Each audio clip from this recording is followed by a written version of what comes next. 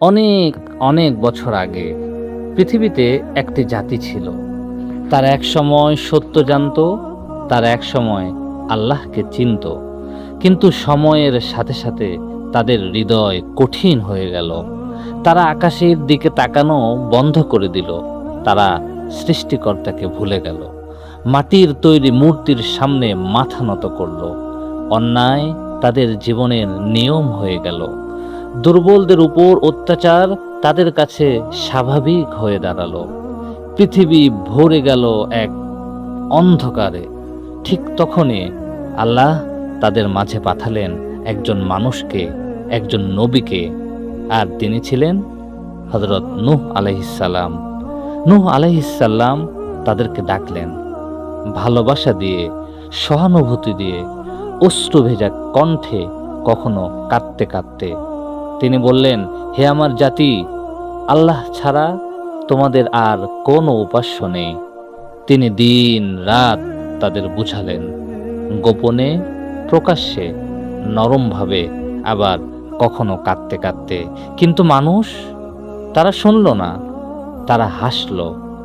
তারা বলল, এই লোকটা একটা পাগল। বছরের পর বছর কেটে গেল, দশকের পর দশক। নূহ আলাইহিসসালাম একটুও থামলেন না। তিনি একটুও ক্লান্ত হলেন না। কিন্তু তার জাতি, তারা আরো দূরে সরে গেল। তারা আরো ভুলে যেতে চাইল। অবশেষে আসলো এক মাহেন্দ্রক্ষণ। আল্লাহর পক্ষ থেকে একটি চূড়ান্ত সিদ্ধান্ত নেমে এলো। আল্লাহ তাআলা বললেন, হে যারা ঈমান এনেছে, তাদের ছাড়া আর কেউই ঈমান আনবে না। এই কথাটি ছিল একটি জাতির শেষ ঘোষণা, একটি জাতির ধ্বংসের ঘোষণা। নূহ আলাইহিস সালাম বুঝলেন সময় শেষ। তার হৃদয় ভারী হয়ে গেল, কিন্তু তিনি থামলেন না। আল্লাহ আবার তাকে নির্দেশ করলেন, হে নূহ, তুমি একটি নৌকা তৈরি করো মরুভূমির মাঝে, শুকনো বালুর উপর। নূহ আলাইহিস সালাম আল্লাহর নাম নিয়ে নৌকা বানানো শুরু করলো। মানুষ তার পাশে এসে দাঁড়ালো আর হাসতে লাগলো। তারা বলতে লাগলো, দেখো দেখো, এ লোকটি পাগল হয়ে গেছে, মরুভূমিতে জাহাজ বানাচ্ছে। কিছু লোক বিদ্রূপ করলো, কেউ আঙুল তুলে ধরলো, কেউ বা হাসাহাসি করলো। কিন্তু নূহ আলাইহিস সালাম শুধু বললেন, আজ তোমরা হাসছো, একদিন আমরা হাসবো। তার হাত তখনও কাঁপছিল, কিন্তু তিনি থামেননি। আল্লাহর কথা মতো, আল্লাহর হুকুম অনুযায়ী তিনি তার নৌকা বানানোর কাজ চালিয়ে যাচ্ছিলেন।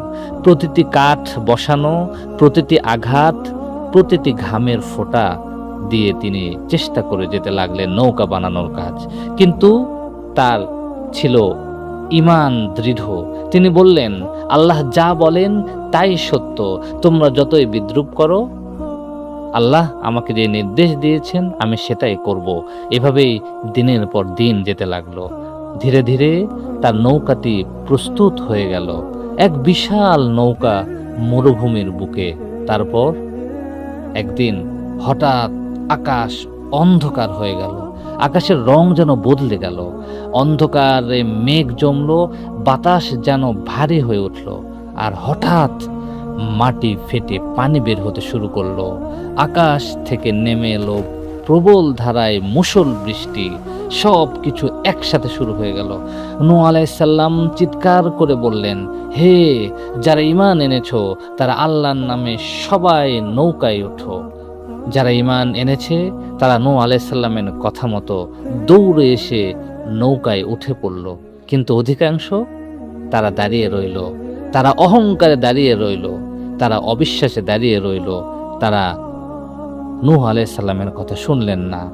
এরপরে আল্লাহ তাআলা নূহ আলাইহিস সালামকে আদেশ দিলেন, তুমি সকল প্রজাতি থেকে এক জোড়া করে প্রজাতি তোমার নৌকার মধ্যে উঠাও। অতএব নূহ আলাইহিস সালাম সেই কথা মতো সকল প্রজাতির এক জোড়া করে তার নৌকায় উঠালেন। তারপর ধীরে ধীরে পানি বাড়তে লাগলো। ঢেউগুলো পাহাড়ের মতো উঁচু হয়ে উঠল। সব কিছু ধীরে ধীরে ভেসে যেতে লাগলো। আর ঠিক সেই মুহূর্তে আরো ভয়ঙ্কর এক মুহূর্ত ঘটে গেল। নূহ আলাইহিসসালাম তার নিজের ছেলেকে দেখলেন। তিনি কাঁদতে কাঁদতে তাকে ডাকলেন, হে আমার ছেলে, এসো আমার সাথে ওঠো। ছেলে ফিরে তাকালো। তার চোখে অনেক ভয় ছিল, ছিল অনেক অহংকারও। সে বলল, ওই যে দূরে দেখা যায় পাহাড়, আমি সেই পাহাড়ে উঠব, আমি বাঁচব। নূহ আলাইহিসসালাম তখন কাঁপতে লাগলেন, তার কণ্ঠ ভেঙে গেল। তিনি চিৎকার করে বললেন, আজ আল্লাহ ছাড়া কেউই রক্ষা করতে পারবে না। কিন্তু ততক্ষণে অনেক দেরি হয়ে গেছে। এক বিশাল ঢেউ এসে সবকিছু আলাদা করে দিল। নূহ আলাইহিসসালামের চোখের সামনে তার সন্তানকে মুহূর্তের মধ্যে ভাসিয়ে নিয়ে গেল।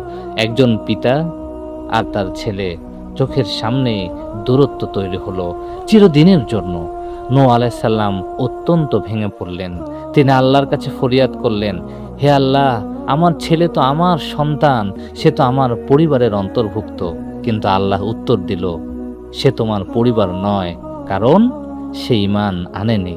এই কথাটি ছিল একজন পিতার হৃদয় ভেঙে দেওয়ার জন্য যথেষ্ট। চারিদিকে তখন শুধু পানি আর পানি। একটি জাতি, একটি সভ্যতা, সব কিছুই ডুবে গেল মুহূর্তের মধ্যে। তারপর আল্লাহ বললেন, হে পৃথিবী, তুমি পানিকে গ্রাস করে ফেলো। আল্লাহর সেই হুকুম অনুযায়ী পৃথিবী পানিকে গ্রাস করতে শুরু করলো।